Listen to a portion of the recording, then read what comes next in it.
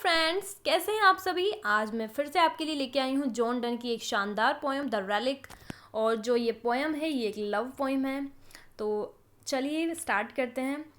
Van my grave is broke up again. Poet कह रहा है कि वैन यानी जब, माई ग्रेव मेरी कब्र को, इज़ ब्रोक अप खोदा जाएगा, अगैन दोबारा। जो कवि है वह जब मर जाता है तो पोइट बता रहा है कि मरने के बाद की जो कंडीशंस होती है उनको पोइट बता रहा है बहुत ही clearly. When my grave is broke up again, कि जब मेरी कब्र को खोदा जाता है अगैन दोबारा। Some second guest to entertain, entertain यानी होता है दफनाना। सम सेकंड गेस्ट किसी दूसरे अतिथि को, अतिथि यानी जो उस कब्र में आएगा, यानी कब्र में आने वाला कौन हुआ, जो कब्र में जाएगा किसी दूसरे शव को। यानी कब्र में कौन जाएगा, अतिथि तो जाएगा नहीं, कब्र में जाएगा शव जो होता है मरा हुआ शव, तो वो।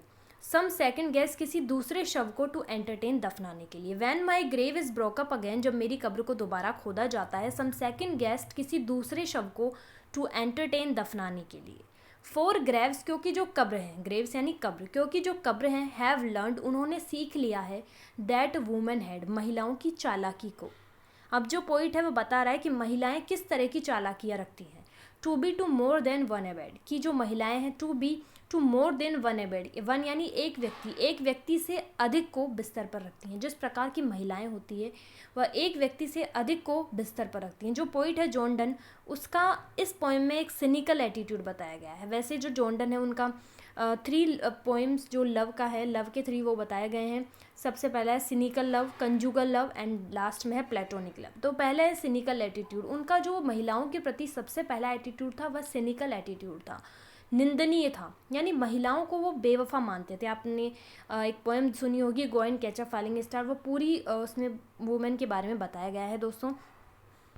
तो जो ये पोएम है इसमें जो पोइट है वो बता रहा है कि जो महिलाएं हैं जिस प्रकार वह एक व्यक्ति से अधिक को रखती हैं, क्योंकि पोइट का जो है वह टोटली उसका एटीट्यूड सिनिकल एटीट्यूड है। जो महिलाओं को पोइट जो है वह बेवफा मानता है।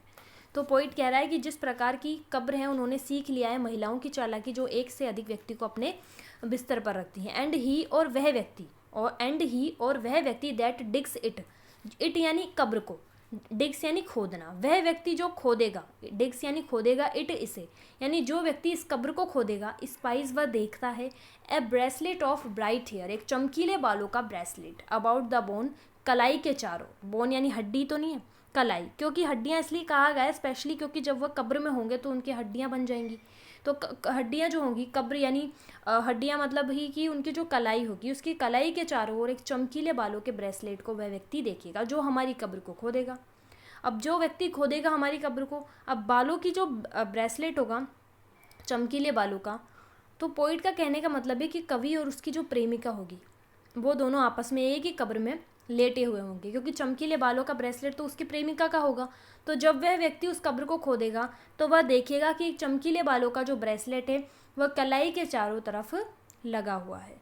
Will he not let us alone, poet कह रहा है कि क्या वह हमें, लेट अस अलोन यानी अकेला नहीं छोड़ेगा, क्या वह हमें अकेला नहीं छोड़ेगा। एंड थिंक, और वह व्यक्ति सोचेगा, क्या वह हमें अकेला नहीं छोड़ेगा, अर्थात वह हमें अकेला छोड़ देगा, क्योंकि वो देख लेगा कि यहाँ पर कोई प्रेमी जोड़ा लेटा हुआ है, तो वो सोचेगा कि कुछ देर इन्हें यहाँ पर रहने देते हैं, तो वह हमें अकेला छोड़ देगा।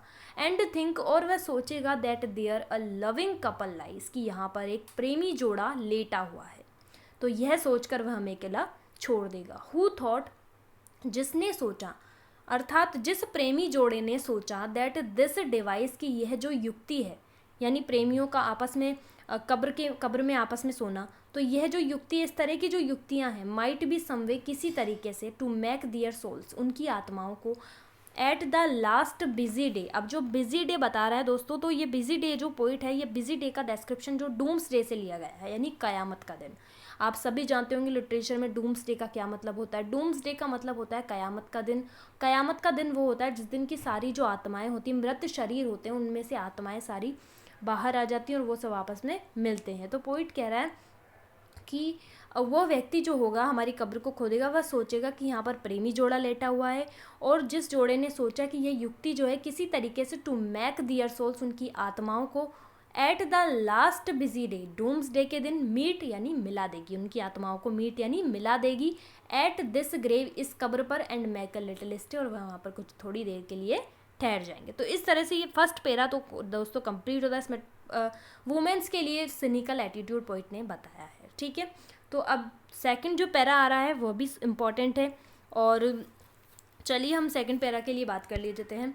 If this fall in a time, poet कह रहा है कि इफ़ दिस फॉल, यदि ऐसा घटित होता है, इफ़ दिस फॉल, यदि ऐसा घटित होता है, इन अ टाइम, एक ऐसे समय में, पोइट कह रहा है कि यदि हम ऐसा होता है कि हम मिल जाएं, तो यदि ऐसा घटित होता है इन अ टाइम, एक ऐसे समय में, और लैंड या ऐसी जगह में, लैंड यानी जगह, या फिर ऐसी जगह पर, वेयर जहाँ पर मिस डिवोशन डॉथ कमांड, जहाँ पर मिस डिवोशन यानी प्रकृतिवादी, जो प्रकृतिवादी हैं वह अपना शासन चलाते हैं, यानी जहाँ पर प्रकृतिवादी रहते हों वह अपना शासन चलाते हों, देन ही, तब वह व्यक्ति, ही यानी वह व्यक्ति, दैट डिग्स असअप, जो हमें खोदता है, हमें खोदना यानी हमारी कब्र को जो व्यक्ति खोदता है, विल ब्रिंग अस, वह हमें ले जाएगा, टू द बिशप, किसी धर्माधिकारी के पास, बिशप यानी धर्माधिकारी के पास, एंड द किंग, या फिर किसी राजा के पास, यानी जो हमें खोदेगा और हमें देखेगा कि यहाँ पर प्रेमी जोड़ा लेटा हुआ है, तो वह हम दोनों को ले जाकर या तो किसी धर्माधिकारी के पास या किसी राजा के पास वह हम दोनों को ले जाएगा, टू मेक अस रेलिक्स, ताकि वह हमें पवित्र अवशेष बना सके, रेलिक्स यानी पवित्र अवशेष, ताकि हमें पवित्र अवशेष बना सके, देन तब, thou shall be a Mary Magdalene, poet कह रहा है अपनी प्रेमिका से कि तब तुम बन जाओगी, दाउ शैल बी, तुम बन जाओगी अ मैरी मैगडलन। अब जो मैरी मैगडलन दोस्तों, तो ये मैरी मैगडलन जो है ये एक प्रोस्टिट्यूट थी, एक वेश्या थी, जिसे कि ईश्वर ने माफ़ कर दिया था, और इसने ईश्वर से बहुत ज़्यादा प्रार्थना की तो ईश्वर ने इसे माफ़ कर दिया था। तो इस तरह से पोइट कह रहा है कि तुम भी अब मैरी मैगडलन बन जाओगी, एंड आई, और मैं, अ समथिंग एल्स, कुछ प्रेमी, समथिंग एल्स यानी एक प्रेमी बन जाऊंगा, देयर बाई, उस संबंध में, मैं एक प्रेमी बन जाऊंगा उस संबंध में, ऑल वुमेन शैल अडोर अस, जितनी भी महिलाएं हैं वह हमारी पूजा करेंगी, एंड सम मैन, और कुछ पुरुष भी, and since at such time, और पोइट कह रहा है कि तब ऐसा दौर होगा, मिरेकल्स आर सोट, कवि कह रहा है कि उस समय ऐसा दौर था जब अचंभों को तलाश किया जाता था, यानी उस समय ऐसा दौर था कि अचंभों को तलाश किया जाता था। I would have that age by this paper taught, poet कह रहा है कि I would have that age by this paper taught, कवि कहता है आई वुड हैव टॉट, मैं सिखा दूंगा, टॉट का हम इससे जोड़ देंगे दोस्तों, आई वुड हैव टॉट, मैं सिखा दूंगा, दैट एज, उस युग को, बाई दिस पेपर, इस पेपर के द्वारा, पेपर तो होगा नहीं दोस्तों, कविता लेंगे हम यहाँ पर, ठीक है।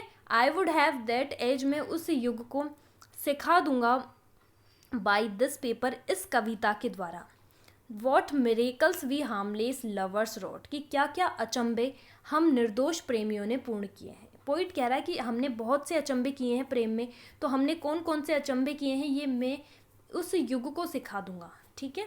तो अब आगे पोइट बता रहा है कि पोइट ने कौन कौन से अचंबे मिरेकल्स किए हैं। तो दोस्तों ये जो आगे का पैराग्राफ जो मैं पढ़ाने वाली हूँ ये बहुत ही ज़्यादा इंपॉर्टेंट है और वेरी मोस्ट है ये, और ये मोस्टली एग्ज़ाम्स में ज़रूर आता है।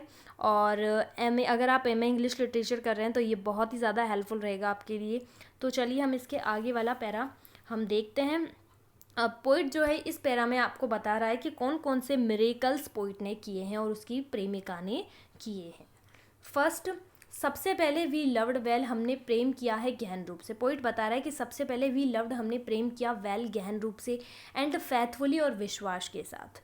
यट न्यू नॉट, पोइट कह रहा है यट फिर भी, न्यू नॉट हम नहीं जानते थे, वॉट वी लव्ड हमने क्या प्रेम किया, नॉर वाई और क्यों प्रेम किया, हमने क्या और क्यों प्रेम किया ये सब हम नहीं जानते थे। डिफरेंस ऑफ सेक्स, और जो सेक्स है उसके अंतर को भी हम नहीं जानते थे कि हम पुरुष हैं या महिलाएं हैं, हम आपस में इस तरह का भी कोई अंतर नहीं रखते थे। Than our guardian angels do, जितना कि हमारे मार्गदर्शक देवदूत जानते थे, यानी हमारे जो देवदूत रहे हैं यानी जो हमारे पूर्वज रहे हैं जितना वो जानते थे उनकी अपेक्षा हम बिल्कुल भी नहीं जानते थे।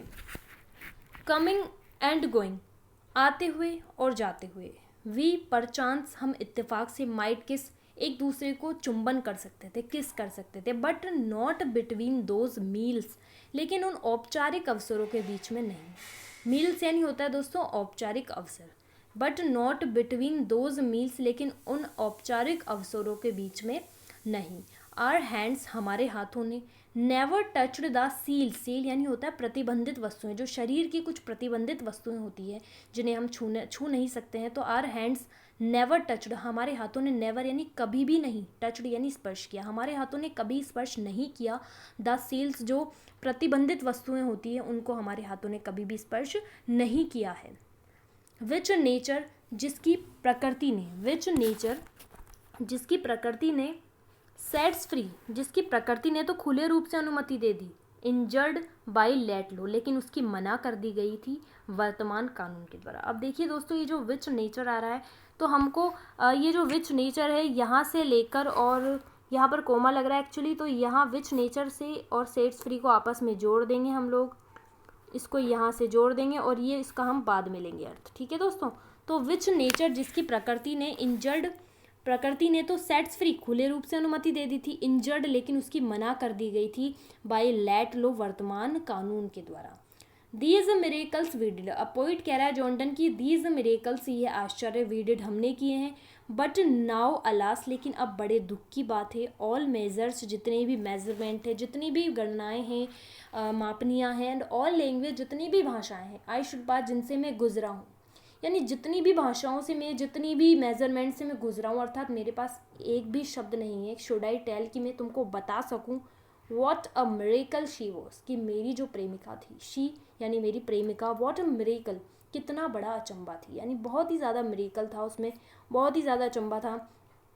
तो दोस्तों इस तरह से ये जो पोइम है ये हमने कंप्लीट करी है, और इसमें जो पोइट का सिनिकल एटीट्यूड बताया गया है स्टार्टिंग में, और ये जो पोइम है एक लव पोइम है जो जो जॉनडन है उसने अपनी प्रेमिका के साथ लिखी है, और इसमें बता रहा है पोइट कि किस तरह डूम्सडे के दिन प्रेमी प्रेमिकाएं मिल जाती हैं, और बहुत से मिरेकल्स उसने बताए हैं प्रेमी प्रेमिकाओं के। तो आई होप गाइज आपको ये वीडियो बहुत हेल्पफुल लगी हो, पसंद आई हो। अगर आपको सच में अच्छी लगी हो तो आप ज़रूर लाइक करें, कमेंट करें, और आपको कोई सी भी नई वीडियोज़, अगर कोई सी भी आपको पोएम की देखनी हो तो आप ज़रूर कमेंट बॉक्स में मुझे लिख सकते हैं, मेंशन कर सकते हैं, ताकि मैं आपके लिए नई वीडियोस बनाती रहूं।